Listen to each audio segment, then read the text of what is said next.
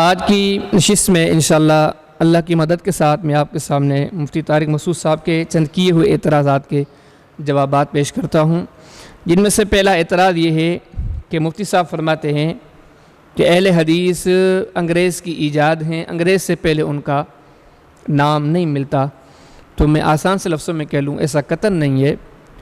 اہل حدیث کا تذکرہ ماشاءاللہ سلف سے لے کے خلف تک ہر صدی میں، ہر زمانے میں، ہر دور میں ماشاءاللہ ملتا ہے۔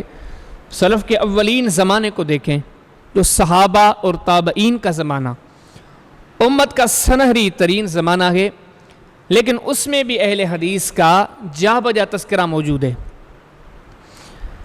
امام یعقوب بن سفیان الفسوی اپنی کتاب المعرفۃ والتاریخ کے اندر یہ بات لاتے ہیں کہ امام زہری رحمہ اللہ جو کہ عظیم تابعی ہیں، کئی صحابہ کے شاگرد ہیں، فرماتے ہیں کہ عظیم تابعی امام زہری رحمہ اللہ ان کی زبان سے اہل حدیث کا بہترین تذکرہ ہوتا ہے۔ وہ اپنے طلباء کو ایک بار محبت سے فرماتے ہیں کہ اہل حدیثو تم کہاں تھے؟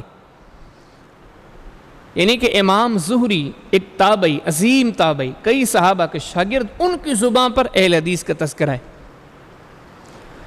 امام سلیمان بن ترخان التیمی عظیم تابعی ہیں، ان کے بارے میں امام علی بن جعد اپنی کتاب مسند علی بن جعد کے اندر فرماتے ہیں، بلکہ نقل کرتے ہیں امام یحییٰ بن سعید سے۔ امام یحییٰ بن سعید فرماتے ہیں کہ وہ اہل حدیث تھے، یہ عظیم تابعی اہل حدیث تھے۔ تو تابعین کی جماعت میں کئی ایک کو اہل حدیث کہا گیا ہے، یا کئی ایک نے اہل حدیث اپنی زبان سے ذکر کیا ہے، نام لیا ہے، اہل حدیث کے لیے تعریفی کلمات کہے ہیں۔ اس کے بعد اگر آپ مزید تاریخ کا رخ کرو گے، امام مالک رحمہ اللہ، امام شافعی رحمہ اللہ، امام احمد بن حنبل رحمہ اللہ، امام مسلم رحمہ اللہ، کئی ایک ہیں اہل حدیث کا ذکر خیر کرتے ہیں، اپنے آپ کو اہل حدیث کہلواتے ہیں، اہل حدیث کی حقانیت پر گفتگو کرتے ہیں۔ امام احمد بن حنبل رحمہ اللہ نے تو اتنی اہل حدیث کی صداقت پر بات کی ہے کہ وہ جو نبی کریم علیہ السلام کی بڑی مشہور حدیث ہے، آپ نے فرمایا قیامت تک میری امت کی ایک جماعت حق پر رہے گی۔ اس کا تذکرہ کرتے ہوئے امام احمد بن حنبل پتہ ہے کیا فرماتے ہیں؟ امام حاکم کی کتاب معرفت علوم الحدیث، اس میں ان کا یہ قول موجود ہے، فرماتے ہیں اِن لَمْ يَكُونُوا أَهْلُ الْحَدِيثِ فَلَا أَدْرِي مَنْ هُمْ۔ یہ جو نبی کریم علیہ السلام نے امت کی ایک عظیم کامیاب جماعت کا تذکرہ فرمایا، احمد بن حنبل فرماتے ہیں اگر اس سے مراد اہل حدیث نہیں تو پھر میں نہیں جانتا کہ وہ کون سی جماعت ہے۔ یعنی کہ سلف کے یہ ائمہ اہل حدیث اپنے آپ کو کہلواتے ہیں، اہل حدیث کی تعریف کرتے ہیں، اتنی تعریف کرتے ہیں کہ فرماتے ہیں کہ حق پر، سچ پر چلنے والی سب سے بڑی جماعت اہل حدیث ہے۔ اب آپ مجھے بتائیں، ان حقائق کے ہوتے ہوئے کوئی بندہ یہ کہے کہ اہل حدیث کا انگریز سے پہلے کچھ ذکر ہی نہیں ملتا، جو کتنا بڑا جھوٹ ہے۔ تو یہاں پر مفتی صاحب نے الفاظ بڑے کڑوے ہیں لیکن حقیقت پر مبنی ہے، مفتی صاحب نے یہاں پر جھوٹ سے کام لیا ہے۔ اہل حدیث ماشاءاللہ ہر دور میں موجود ہیں۔ اچھا، مفتی صاحب چونکہ ماشاءاللہ معاملات کی خبر چار رکھتے ہیں، بعض اوقات سختی، شدت یا غصے سے کہہ تو جاتے ہیں، لیکن پھر خود بھی محسوس کرتے ہیں کہ یہ بات میں نے غلط کی ہے۔ پھر اپنی گفتگو میں مفتی صاحب خود آگے سمجھ جاتے ہیں، حوالے تو موجود ہیں تاریخ میں۔ پھر اب کیسے مفتی صاحب ان سے جان بچائے، جان چھڑائے؟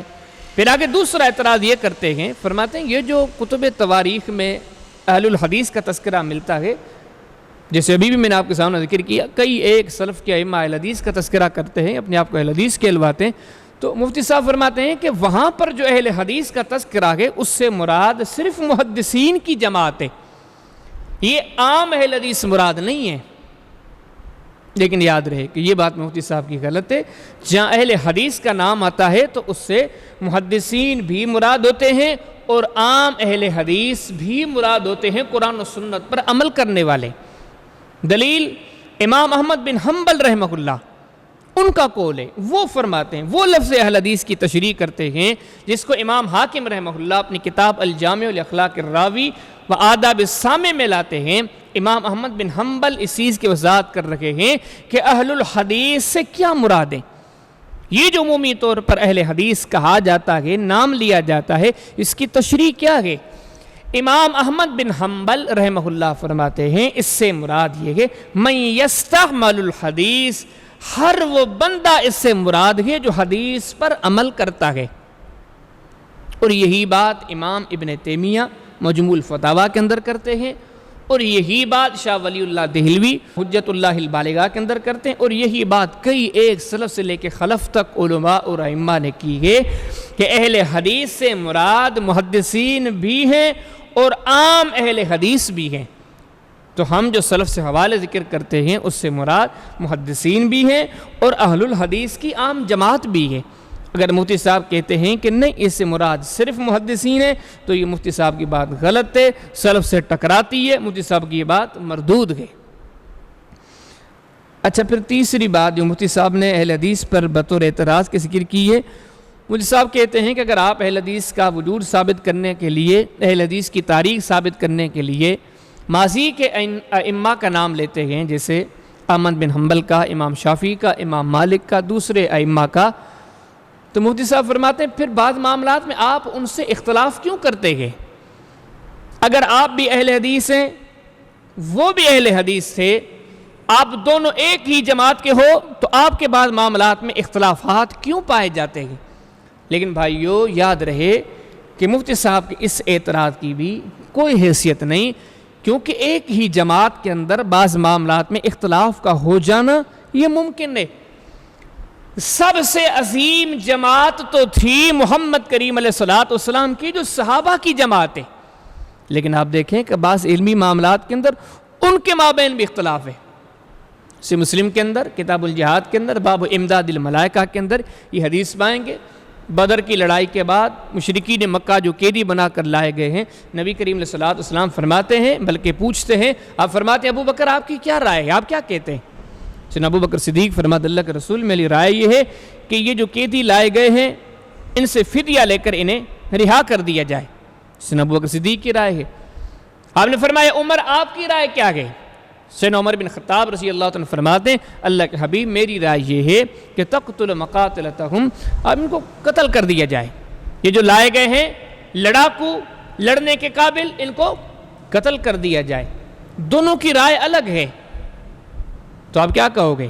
یہ دونوں الگ جماعتیں ہیں یا ان کے بیچ میں اختلاف؟ نہیں، یہ ہوتا رہتا ہے۔ نبی کریم علیہ السلام بلکہ ایسے سینکڑوں مثالیں ملیں گی، صحابہ کرام رضوان اللہ علیہ مجمعین کی سچی اور صحیح ترین جماعت کے اندر بھی علمی اختلافات تھے۔ ایک صحابی ایک رائے رکھتا تھا، دوسرا صحابی دوسری رائے رکھتا تھا، لیکن اس اختلاف کے باوجود وہ حق پر بھی ہیں، وہ ایک جماعت کے بھی ہیں۔ بلکہ آپ مفتی صاحب سے ہی پوچھ لیں کہ آپ کی جماعت کے اندر جو سب سے بڑے نام لیے جاتے ہیں امام محمد بن حسن شیبانی کا یا ابو یوسف کا، آپ سمجھتے ہیں کہ ایک ہی جماعت کے فرد ہیں، کیا ان کے مابین اختلاف نہیں ہے؟ یہ مفتی صاحب آپ اپنی جماعت کے اندر اس وقت دیکھیں، حنفی جماعت کے اندر دیوبندی الگ ہیں، بریلوی الگ ہیں، پتہ نہیں کتنی جماعتیں، اب پھر بھی ایک ہی حنفی مکتب فکر کے کہلواتے ہو۔ بلکہ اور نیچے آ جائیں مفتی صاحب کی اپنی جماعت جسے جماعت دیوبند سے تصور کرتے ہیں، آپ ان سے پوچھیں کہ کیا آپ ایک ہی جماعت کے لوگ ہو؟ کہیں گے ہاں۔ کہ آپ کے اندر اختلافات نہیں ہیں؟ بالکل ہیں، ابھی کے اختلافات ہیں۔ آپ ہی کے مولانا الیاس گھمن لمبے لیکچر دیتے ہیں اس بات پر کہ اللہ تعالیٰ ہر جگہ پر حاضر ناظر ہیں، اور اسی جماعت کے آپ فرد ہیں، اور آپ کہتے ہیں کہ اللہ تعالیٰ عرش عظیم پر ہے۔ اس وقت آپ اپنی جماعت کے اندر دو فرد، آپ دونوں کے مابین اختلاف ہے، کیا اس اختلاف کے باوجود آپ ایک ہی جماعت کے ہو؟ جب آپ ان اختلافات کے باوجود ایک ہی جماعت کے ہو تو اہل حدیث ان ائمہ کے ساتھ علمی اختلافات رکھنے کے باوجود ایک ہی جماعت کیوں نہیں؟ ان ساروں کو اہل حدیث کہا گیا، وہ سارے اپنے آپ کو اہل حدیث کہلواتے ہیں، اور اہل حدیث بھی اپنے آپ کو اہل حدیث کہلواتے ہیں۔ ان کا اور ہمارا، ہم سب کا بنیاد قرآن و سنت پر گئے، قرآن و سنت کی تشریح کے لیے فہم صحابہ پر گئے، فہم صحابہ کو سمجھنے کے لیے فہم تابعین کی طرف ہم رجوع کرتے ہیں، یعنی کہ ہم قرآن و سنت کو سلف صالحین کی روشنی میں سمجھتے گئے، ہم بھی اسی نظریے کے حامل ہیں، اور وہ عظیم ائمہ وہ بھی اسی نظریے کے حامل تھے، تو بحمد اللہ تعالی ہم ایک ہی نظریے کے مالک ہیں۔ اگر کہیں یہ علمی اختلافات ہیں وہ تو ہر جگہ پر ہیں، جب دوسری جگہوں پر ہیں وہ پھر بھی ایک جماعت کے ہیں، تو ہمارے اندر بھی ہیں اور ہم بھی ایک جماعت کے ہیں۔ تو ماشاءاللہ یہ جو مفتی صاحب کا اعتراضات تھا، اگر اہل حدیث اپنے آپ کو اہل حدیث کہتے ہیں اور وہ امام بھی اہل حدیث ہیں تو اختلافات کیوں ہیں؟ تو یہ اعتراض مفتی صاحب کا بے حیثیت ہے، بے وزن ہے۔